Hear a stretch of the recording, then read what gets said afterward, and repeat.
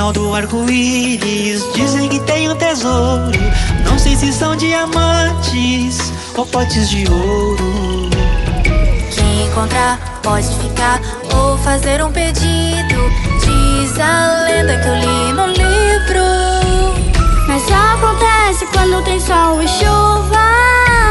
E dizem que as suas cores a vida muda.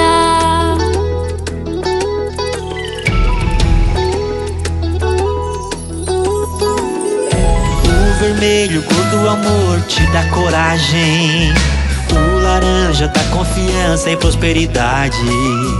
O amarelo traz alegria e irradia luz. O verde é esperança e paz, quem tem coração em Jesus. O azul, harmonia e calma. Violeta, espiritualidade da alma. A cor anil representa respeito e sinceridade.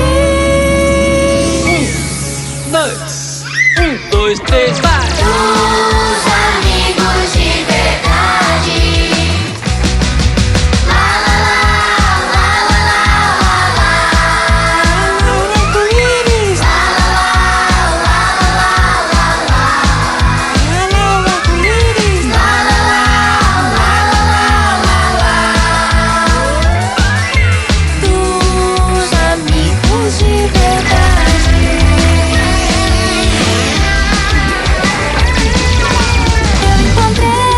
Eu encontrei você. Eu encontrei meu tesouro. Eu encontrei você. Que vale mais que diamante e 4 potes de ouro. Eu encontrei você. Eu encontrei meu tesouro. Eu encontrei você. Que vale mais que diamante e 4 potes de ouro.